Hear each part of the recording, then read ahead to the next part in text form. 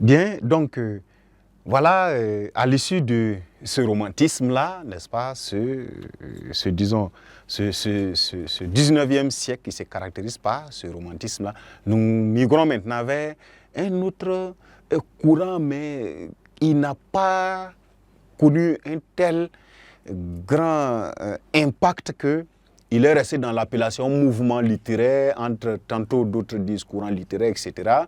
Voilà. Mais ce n'est pas le plus essentiel ou ce n'est pas, disons, grave de l'appeler courant du symbolisme ou mouvement du symbolisme. Et vous l'aurez compris, il va s'agir, n'est-ce pas, du symbolisme en quatre. Nous allons mettre, n'est-ce pas, le symbolisme. Alors, dans le radical symbolisme, sinon le radical de symbolisme, vous avez symbole. Et justement, au fait, ce courant-là se délimite même à l'utilisation du symbole dans la création artistique. Tout est symbolisé. C'est l'icône, l'image, la codification par le symbole qui sous-tend en gros voilà, ce mouvement-là. En réalité, il n'est pas aussi approfondi ou un peu d'une sorte d'idéologie qui s'est imposée sérieusement comme les précédents, d'accord, en raison même de sa nature aussi, surtout quelque part. Mais cela dit, tâchons de le distinguer comme ça en disant que, voilà, le symbolisme, c'est un mouvement poétique. C'est ce qu'il faut retenir, voilà.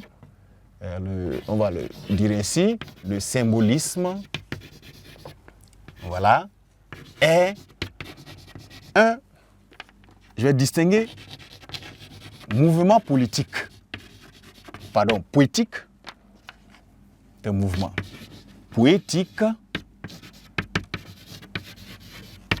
voilà, littéraire, comme c'est dit, et artistique,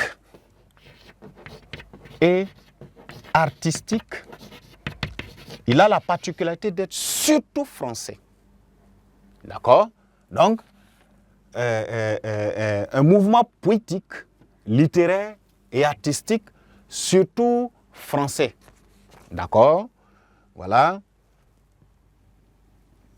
Français. On le dit ici. D'accord? De la fin du 19e siècle qu'on vient de découvrir, 19e siècle, en réalité.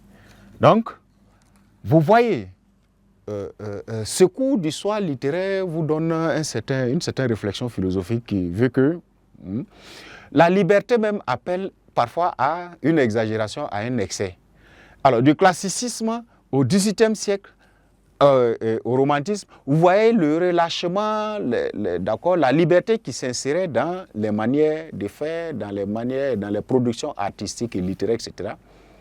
Elles vont même occasionner la transcendance, d'accord? On va même dépasser certaines limites pour tomber non plus dans l'expression du ressenti, du vécu de l'homme, de façon claire comme ça, mais on ira vers une codification mais à travers les symboles.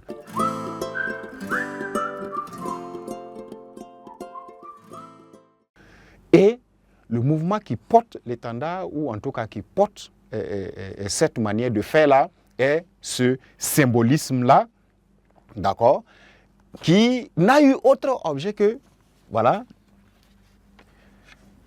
de s'opposer, si bien qu'on va dire, il s'oppose. Voilà, pour ne pas dire qu'il naît en réaction à, voilà, il s'oppose, d'accord, au monde matérialiste.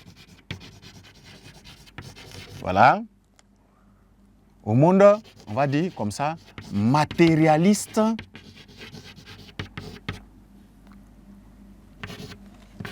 de la révolution,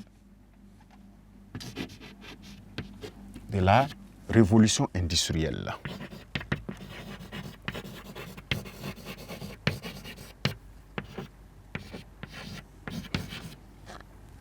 Bien. Parce que vous allez voir, au fait, c'est comme je vous l'ai dit, on ne pourra pas entrer dans tous les détails fins de chaque courant, etc. D'accord. Sinon, au fait, les successions des courants et mouvements jusqu'à un certain niveau vont aboutir, d'accord, à une certaine, voilà, à un certain bouleversement général, et on aboutira vers la révolution industrielle, qui va venir aussi avec ces réalités. La science, l'industrie, le progrès technologique, etc. Le monde est matériel. Le monde est fait à travers, si vous voulez, voilà, un matérialisme industriel en tant que tel. Le symbolisme naît en opposition à toutes ces façons nouvelles-là, n'est-ce pas, de fonctionner, à toutes ces nouvelles factions, d'accord, d'exister. Et voilà, pour cela, le fait de reposer trop la connaissance, la croyance au monde sur le fait, d'accord, l'aspect factuel, le symbolisme va s'inviter pour une nouvelle formule qu'on va appeler l'image, l'immatériel, le symbole. D'accord? Et on va dire pourquoi, c'est-à-dire, cette opposition-là naît dans le courant de l'histoire en tant que tel. Le monde croyant,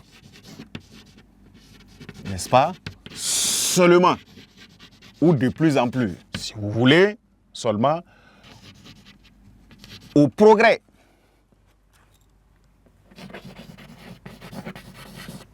n'est-ce pas, de la science et la raison, voilà, les symbolistes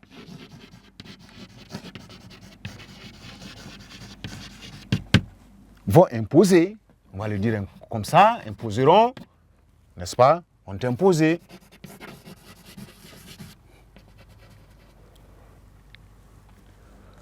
l'imaginaire et la spiritualité. L'imaginaire, voilà, la spiritualité, voilà. De ce fait, regardez l'opposition qui va naître en ce siècle-là, pardon, en ce mouvement ou en ce courant-là. Vous allez vous rendre compte que, au fait, il y a de plus en plus un impact du XVIIIe siècle qui reste encore la raison, la primauté de la raison, la science.